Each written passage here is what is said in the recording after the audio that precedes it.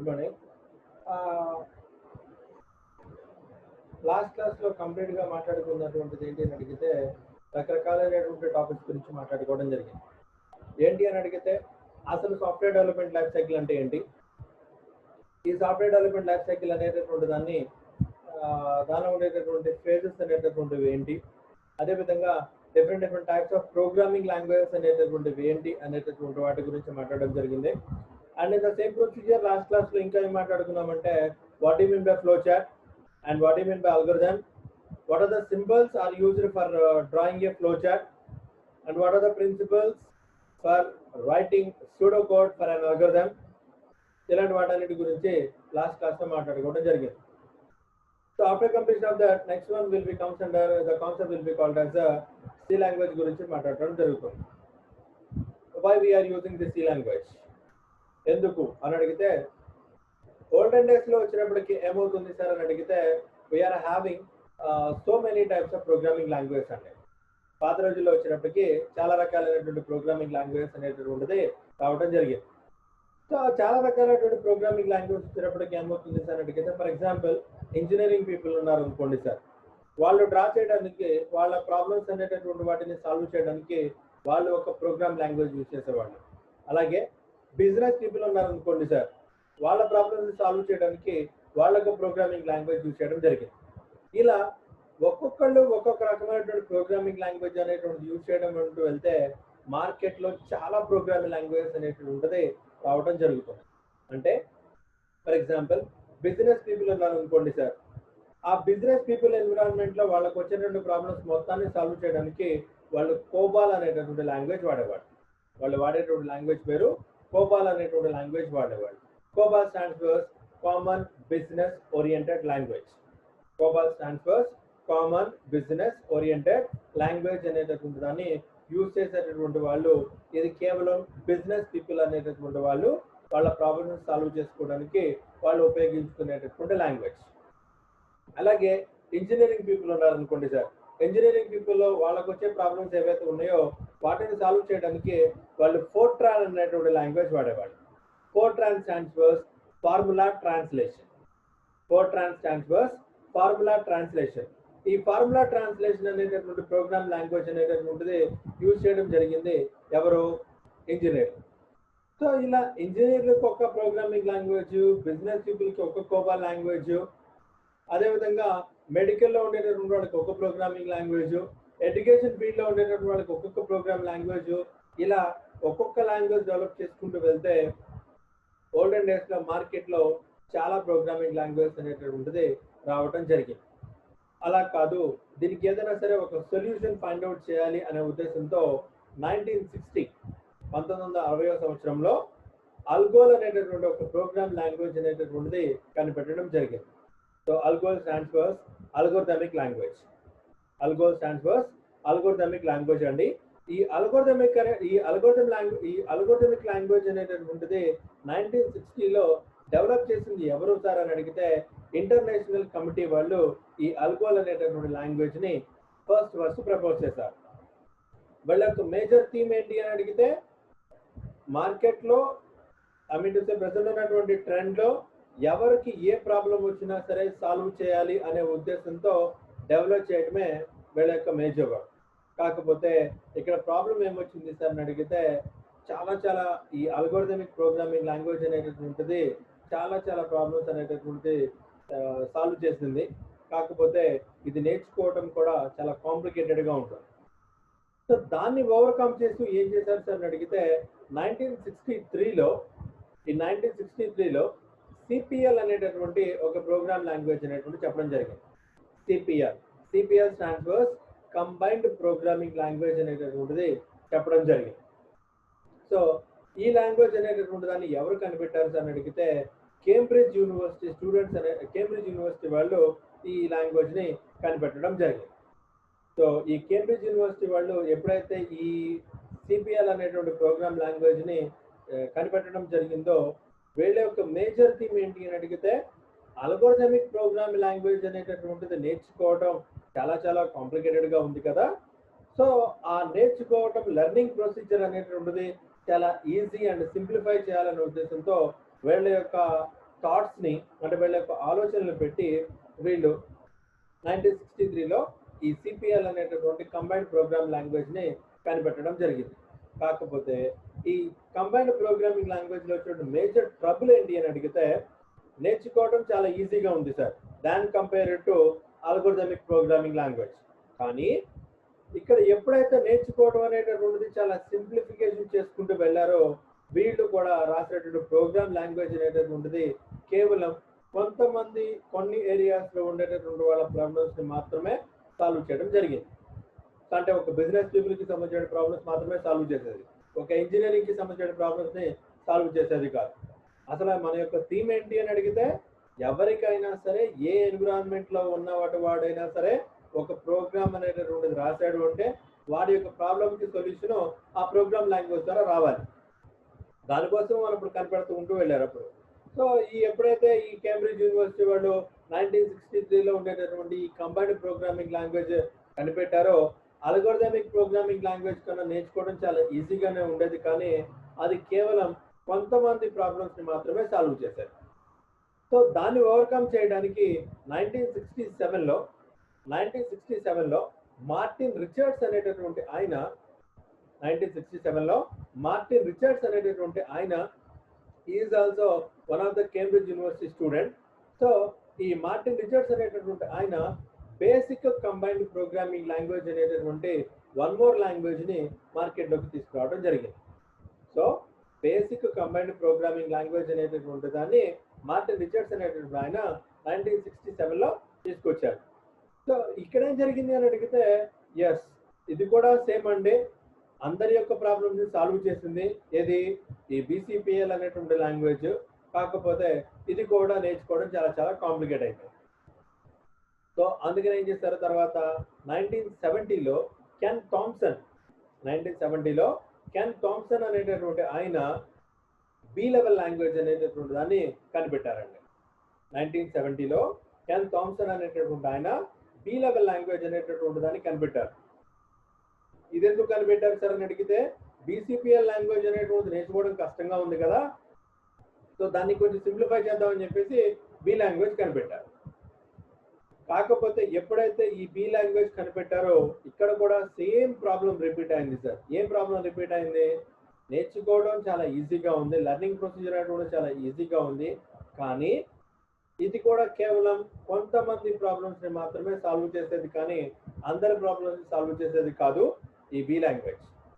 ఆలోచించారు ఇది ఎలా కాదు, ఏదైనా సరే మనం ఒక లాంగ్వేజ్ అనేటటువంటి కనిపెడితే అది నేర్చుకోవడం ఈజీగా ఉండాలి, దాంతోపాటు అందరి యొక్క ప్రాబ్లమ్స్ సాల్వ్ చేసే విధంగా ఉండాలి అని ఆలోచించి ఇంకా రీసెర్చ్ వర్క్ చేసి 1972లో ఆ థాట్ అనేటువంటి ఆయనకు వచ్చింది. ఎవరు అని అడిగితే డెనిస్ రిచీ అనేటువంటి ఒక ఆయన ఉన్నాడు సార్.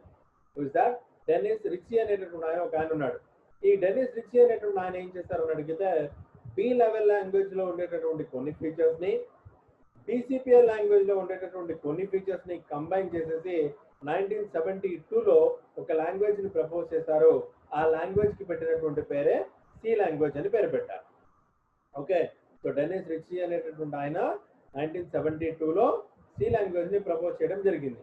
కాకపోతే ఈ 1972లో కనిపెట్టినటువంటి ఈ సి లాంగ్వేజ్ ఏదైతే ఉందో అది కేవలం కొన్ని ఫీచర్స్ ని మాత్రమే సపోర్ట్ చేసేది, అన్ని ఫీచర్స్ ని సపోర్ట్ చేసేది కాదు. అంటే ఫైల్స్ అనేటటువంటి కాన్సెప్ట్ అనేటటువంటిది 1972లో కనిపెట్టినటువంటి సి లాంగ్వేజ్ లో లేదు, కానీ ఫైల్స్ అనేటటువంటి కాన్సెప్ట్ ని ఇంప్లిమెంట్ చేస్తూ 1975లో ఈ complete version of C language ని మార్కెట్ లోకి తీసుకురావడం జరిగింది. సో ఒక టేబుల్ ఫార్మాట్ కనుక చెప్పాలి అనుకుంటే సో 1960లో అల్గోల్ అనేటువంటి ప్రోగ్రామింగ్ లాంగ్వేజ్ వచ్చింది.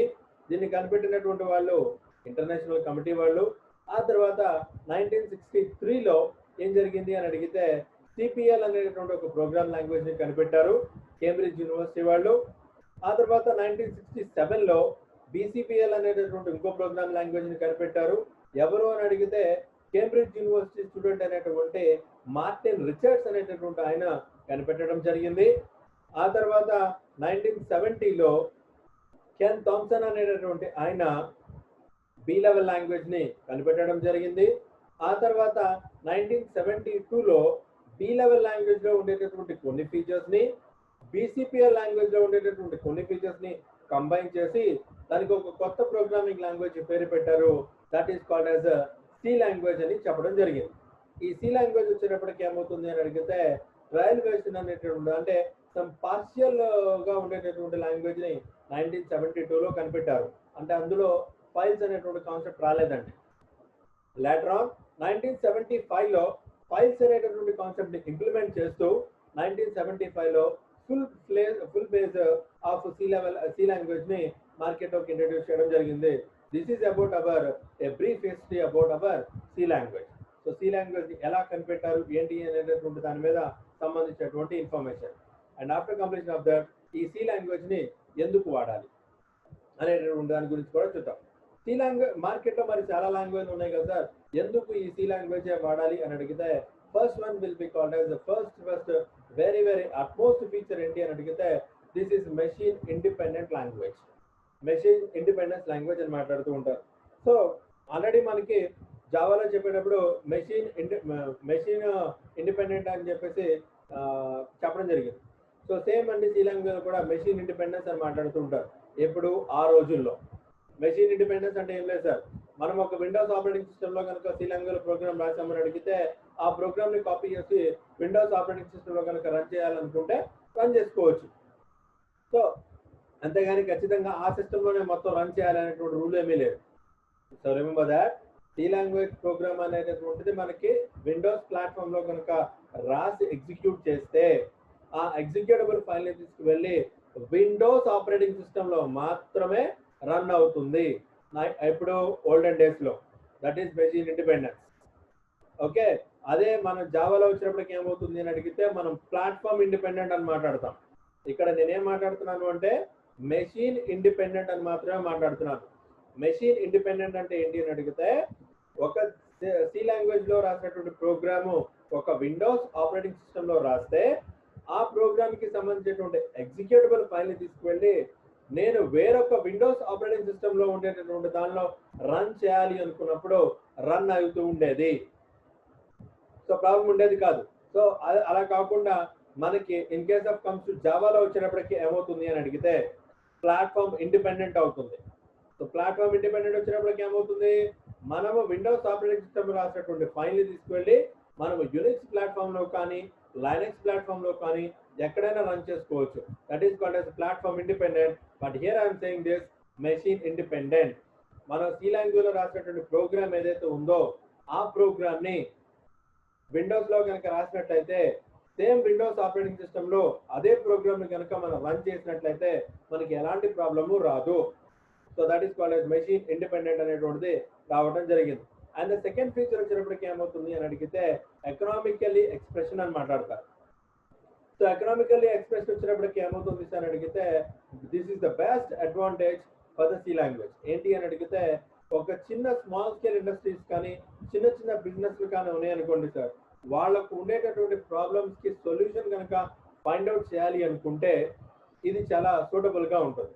అంటే సి లాంగ్వేజ్ లో సాల్వ్ చేయాలనుకుంటే చిన్న ప్రాజెక్ట్స్ అనేటటువంటివి చాలా ఈజీగా సాల్వ్ చేయడానికి చాలా అవకాశం ఉండేటటువంటి కాన్సెప్ట్ అనేది మనకి ఇందులో ఉంది. అండ్ అదే విధంగా డేటా స్ట్రక్చర్స్ అనేటటువంటి కాన్సెప్ట్ ని కూడా ఇందులో వర్క్ చేసుకోవచ్చు. What you mean by data structure is nothing but arranging the data. So ఆ డేటాని అరేంజ్ చేసుకోవడానికి data structure having some kind of principles, some kind of logics. ఆ లాజిక్స్ ని కానీ ఆ ప్రిన్సిపల్స్ ని కానీ నేను సి లాంగ్వేజ్ లో బ్రహ్మాండంగా వర్క్ చేసుకోవచ్చు. సో డేటా స్ట్రక్చర్స్ ని కూడా మన సి లాంగ్వేజ్ అనేటువంటిది సపోర్ట్ చేసుకుంటూ వెళ్తుంది. అదేవిధంగా ఆపరేటర్ రిచ్నెస్ అనేటువంటిది ఉంటుంది సార్. ఆపరేటర్ రిచ్నెస్ వచ్చినప్పటికి ఏమవుతుంది సార్ అని అడిగితే సి లాంగ్వేజ్ లో ఆల్మోస్ట్ చాలా ఆపరేటర్స్ ని కవర్ చేయడం జరిగింది. సో ఏంటి అని అడిగితే అర్థమెటిక్ ఆపరేటర్స్ అంటారు, రిలేషనల్ ఆపరేటర్స్ అంటారు, లాజికల్ ఆపరేటర్స్ అంటారు, యూనరీ ఆపరేటర్స్ అంటారు, టెర్నరీ ఆపరేటర్స్ అంటారు, ఇంక్రిమెంట్ అండ్ డిక్రిమెంట్ ఆపరేటర్ అంటారు, ఈక్వలెన్స్ ఆపరేటర్స్ అని మాట్లాడుతూ ఉంటారు, అసైన్మెంట్ ఆపరేటర్ అని మాట్లాడుతూ ఉంటారు. సో ఇలాంటి ఆపరేటర్స్ అనేటటువంటివి almost wide variety of operators అనేటటువంటివి మనకి సి లాంగ్వేజ్ లో కూడా సపోర్ట్ చేస్తుంది అని చెప్పి చెప్పడం జరుగుతుంది. So they are basically 4 advantages while working with the C language. First one ఏంటి అని అడిగితే machine independent, and the second one will be called as data structures ని సపోర్ట్ చేసుకుంటూ వెళ్తుంది. ఆపరేటర్ రిచ్నెస్ అనేటటువంటిది చాలా సపోర్ట్ చేస్తుంది.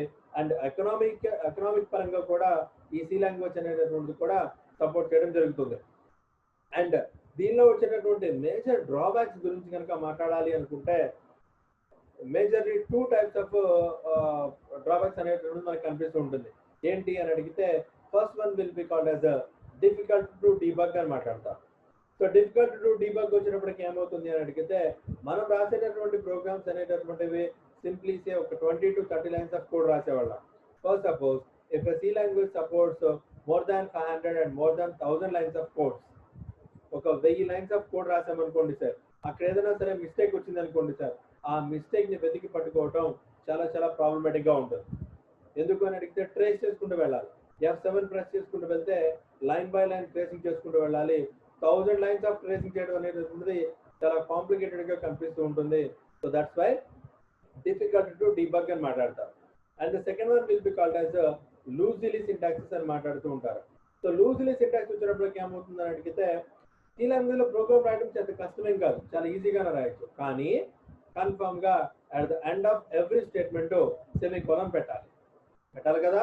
సపోజ్ సెమీకోలన్ పెట్టకపోతే మొహమాటం లేకుండా ఎర్రర్ చూపిస్తుంది. సెమీకోలన్ పెట్టకూడని చోట సెమీకోలన్ పెడితే ఆబ్వియస్ గా ఎర్రర్ చూపిస్తుంటుంది. ఇలా మినిమం టు మినిమం కొన్ని సింటాక్స్ అనేటువంటి కూడా ఫాలో అవ్వాలి. So these are the majorly 2 drawbacks for writing a C language program అని చెప్పడం జరుగుతూ ఉంటుంది. అండ్ ఇందులో వచ్చినప్పటికి ఏమవుతుంది సార్ అని అడిగితే ఈ సి లాంగ్వేజ్ గురించి కనుక వీటి యొక్క ఫీచర్స్ గురించి కనుక మాట్లాడాలి అనుకుంటే, సో సి లాంగ్వేజ్ అనేటటువంటిది చెప్పాం కదా, it is completely procedural based programming language అంటారండి. So completely procedural based programming language అని మాట్లాడుతూ ఉంటారు. అంటే ఏంటి అని అడిగితే C language follow some kind of procedure. So ఏంటి ఆ ప్రొసీజర్ అని అడిగితే ఖచ్చితంగా హెడర్ ఫైల్స్ ఇంక్లూడ్ చేసుకోవాలి, ఆప్షనల్ హెడర్ ఫైల్స్. అదేవిధంగా every program starts with main compulsory, curling braces start చేయాలి, కర్లింగ్ బ్రేసెస్ ఎండ్ చేయాలి, every statement end with semicolon. Some kind of procedure ఉంటుంది కదా, ఆ ప్రొసీజర్ అనేటటువంటిది సి లాంగ్వేజ్ అనేటటువంటిది పర్ఫెక్ట్ గా సపోర్ట్ చేసుకుంటూ వెళ్తుంది. అదేవిధంగా సి లాంగ్వేజ్ లో వచ్చినప్పటికి ఏమవుతుంది అని అడిగితే ఫంక్షన్స్ ఉంటాయి సార్, ఉంటాయి కదా. ఫంక్షన్లు అనేటటువంటివి ఏముంటాయి మెయిన్ లో సి లాంగ్వేజ్ లో? ఫంక్షన్లు, యారేలు, పాయింటర్లు, స్ట్రక్చర్లు, ఫైల్స్ అనేటటువంటి ఉంటాయి కదా. ఈ సి లాంగ్వేజ్ అనేటటువంటిది మాడ్యులర్ ప్రోగ్రామింగ్ ని సపోర్ట్ చేస్తూ ఫంక్షన్స్ అనేటటువంటివి బ్రహ్మాండంగా ఉంటాయి సార్. ఈ ఫంక్షన్స్ అనేటటువంటివి పారామీటర్స్ అనేటటువంటి వాటిని యాక్సెప్ట్ చేసి అదేవిధంగా వాటి వాల్యూస్ కూడా రిటర్న్ చేసి